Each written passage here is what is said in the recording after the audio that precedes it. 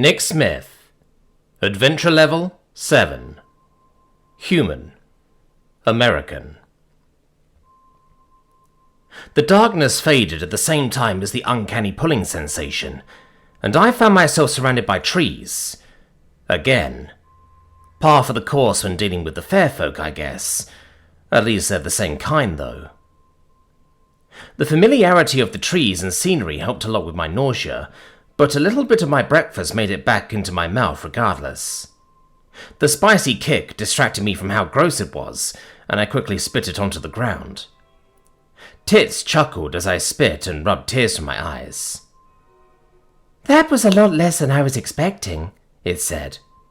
"What, my breakfast?" I asked, wiping my face. "Yeah, I didn't throw up all the way." "I know, that's what I'm saying. I expected an unexpected pull like that to make you spew like a geyser. Kind of disappointed." "Well, I don't know what to tell you." I rolled my eyes. "I have a strong stomach." Tits rubbed its chin thoughtfully. "You know, there's a chance we might be able to teach you how to use the fair realm." "Wait, really?" "Maybe. Very maybe. It's not like mortal magic, and we would have to get a bunch of different agreements done." It thought for a moment. "Actually, forget I mentioned it. Probably shouldn't even have said that it could be possibly possible. Let's just pretend I didn't say anything, okay, sweetie?" Tits stepped toward me as if to ruffle my hair, but I instinctively took a step back. "What? Are you still mad at me? It was just a joke, Nick," it whined. "It was literally just a few minutes ago, and that kind of thing isn't a joke, Tits," I replied. "It's, I don't know, disrespectful." "Disrespectful? How?" I don't know, damn it. Not really. But you know I made a promise to Cass. When you play around like you do, you're pretty much saying that the promise I made is worthless. That my word is worthless." I crossed my arms angrily. "And if my word is worthless, then I'm worthless." Tits said, leaning closer. "But you're so fucking hot, though." My own inability to properly explain why I was angry, combined with the arch-faced dismissive attitude, caused a rage to bubble up within me. I gave Tits the angriest glare my face could muster, but it laughed and backed away, raising its hands. Fine. I will stop playing around long enough to fully understand the issue," it said. "Maybe. We'll talk more about it later, though. You know, stuff to do, necks to sever. Or slice. Do you sever heads and slice necks, or does the verbiage even matter? Whatever, give me your sword." I sighed and unsheathed my blade, offering it to Tits by the handle. The archfey took the sword and sighed. "This isn't going to smell good," it warned. Tits ran its finger along the blade of my sword.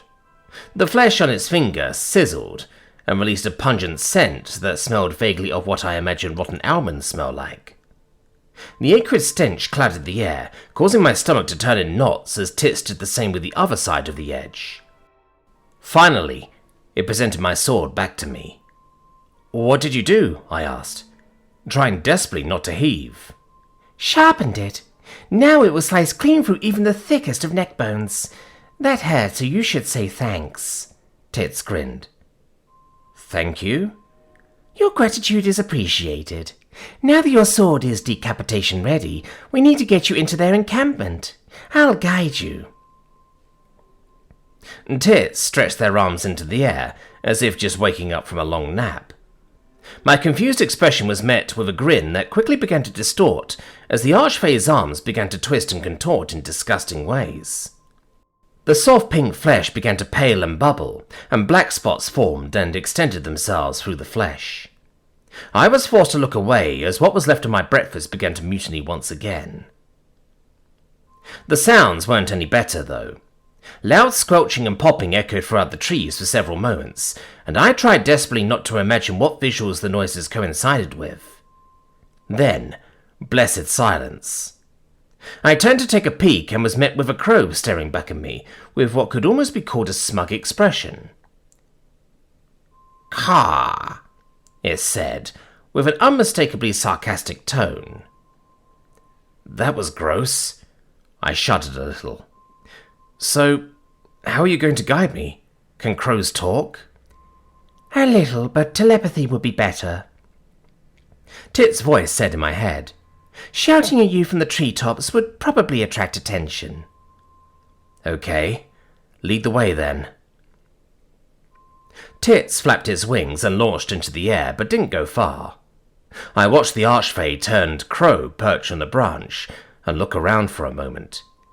This way, it said. Okay. How far is it? I asked. Not that far. You can make some noise if you need to practice your stealth. I'll let you know when you need to be quiet. How far is what? Ten asked. Ten's question caught me off guard, but I began to walk regardless. I thought about how to answer for a moment and decided I should speak aloud to avoid Tits becoming confused as well. 10? You don't hear Tits? No. Is the archfey speaking to you? Yeah, directly into my mind, like you and the higher ones do. Interesting. Interesting was one way to put it. I wondered if Tits could hear 10, but decided against experimentation. I'm not even certain if Tits actually knows about 10 or not. Algebran does, because of my memories, but whether or not Algebran told anyone is an entirely different story. As I made my way through the forest, stepping through foliage and over fallen logs, I felt a pang of guilt. 10 had been instrumental to my survival. It saved me from the crazy guy in the dungeon, from the Nahalim that had attacked us on the road, and even from the vampire that had nearly killed us all. I've trained and trained, but it never seems like it's enough. Maybe Nash and I have the wrong idea, and I should be focusing on magical studies instead. Too late for that now, though. Time for quiet, Tits said. A tree has fallen through the log wall ahead. They haven't repaired it yet, so you can get through. There are some of the dead mine vampires patrolling, but they aren't exactly searching every nook and cranny. As long as you're not noisy, they probably won't notice you. Okay. I carefully crept through the vegetation until I found the fallen tree Tits had mentioned. Just as it had said, an absolutely massive log had toppled directly into the wall that the vampires had hastily erected. As quietly as I could, I climbed onto the log and crawled along it until I was over the wall. Then I dropped down and waited to see if someone had heard me. You're fine to move. The Duke routinely visits the pens that are to your right. There are patrols, but you will be able to use some cages to avoid being seen. All right, I replied with a mental sigh. With my heart pumping faster than it ever has before, I quickly began to move in the direction Tits had indicated. I kept an eye out for any passing vampires, but all there seemed to be were tents and crates. I found the cages and crept up to them to wait for Tits to tell me where to go next. You're not a vampire. I nearly jumped out of my skin, but quickly discovered the voice had come from a fairy that was locked within the nearest cage. I crept up to the cage as quietly as I could. No, I'm not, I replied. I'm here to kill a vampire. You're going to help us? The fae in the next cage over asked. What's going on? Tits asked. The fair folk in the cages are asking questions, I explained. Okay, be careful. There's brood nearby. I'll tell you if they start to move in your direction. Well, the fae asked, you going to help us or not? I want to, but I don't know how I can, I said. Could you let us out? The fairy chuckled. If I let you out, they'll figure out that I'm here. Then they'll kill me and put you right back into the cages. But once I kill the vampire Duke, Mamaldabran, Algebran and Tits will be able to help. You could just kill us, the fae interrupted. Yeah, that's true, the fairy agreed. That sword looks pretty sharp. What? I asked, dumbfounded. If you kill us, we'll be reborn, the fae explained. We'll lose our memories and current identities, but honestly, that's not so bad. I'd rather not remember what hurt feels like. Fire hurts mortals, right? Yeah, It does. Oh, good. So you'll know what I mean when I say it feels like fire is flowing through my veins right now. A loud clang rang out. "Shut the fuck up!"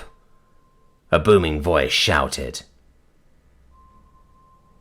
I peeked around the cages and saw several disfigured forms standing around. The only facial features they seemed to have were their wild eyes and toothy jaws. One of the brood was looking in our direction, prompting me to quickly take cover behind the cage. "Come make me, cockbiter!" the Fae shouted back. I looked at the Fae with alarm, but it simply winked back at me. "The fuck did you say to me? You..." "No! If you kills it, we will die," a different voice said sternly. "We do something else." "Food?" "Food," the first brood repeated. "Food is good. Let's go." I peeked out from behind the cage and watched them turn and walk away. With a sigh, I turned my attention back to the caged fairfolk. The Fae looked smug. "See? They aren't allowed to kill us, and they can't really help themselves when it comes down to it," the Fae explained with a small pained groan. "They don't want to be flayed alive by their masters, so they run away when provoked. Now, you gonna kill us?" The Fae and the Fairy looked at me, waiting for my reply. Their pained expressions tugged at my heart, but I couldn't help but balk at the thought of killing innocent people. They'll be reborn, sure, but not as they are now. It really will be murder. A mercy killing, but still murder. Could I do such a thing, even to alleviate their suffering? "I'm sorry, I don't think I can," I said. "Bet you're here to kill the Vampire Duke, right?" the Fairy asked. "Isn't it the same thing?" "Well, no. The Duke is an enemy. Killing him is justifiable. You're not enemies, you're friends. Killing you isn't justifiable." "Friends? What do you mean, friends?" The Fairy rubbed his eyes and looked closer at me. "Oh, I see. Well, shit. He can't kill us." "Why not?" the Fae asked. "He's Nick, the human that just became a friend of the Fairfolk. Killing us could invalidate that friendship." "Oh, come on. If I was Mamoldabran, I'd forgive him." "Yeah, but you're not enough of a starman to be Mamoldabran." "That's true. Well, fuck. Okay, Nick, I guess you can't kill us. Just do what you came to do quickly so we can be rescued or whatever. This shit hurts." "I will. I promise," I said. Then I reached out to Tits. "Am I all right to move?" "Yes. Follow the path that the cages make and take the first right. Then you go until you find some bushes. That will be the best spot for our ambush. You need to hurry, the Duke is on the move." I nodded to the Fae and Fairy, then moved as stealthily and quickly as I could in the direction that Tits had said. There were more fair folk, but they were much worse off than the other two and didn't feel like talking. My conscience was assaulted by guilt over the relief I felt for that. After pausing to let some more brood pass, I made the turn and found the bushes.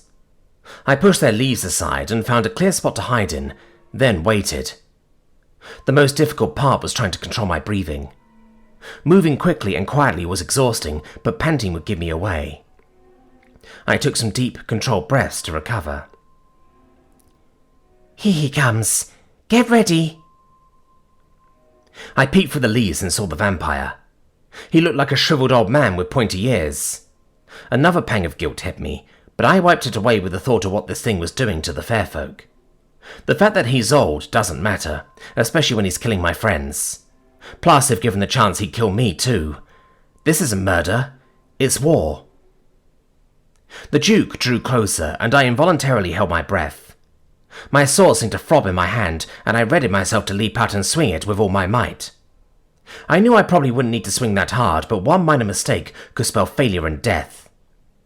The Duke's slow stroll finally took him past me, and I leapt from the bushes with my sword ready.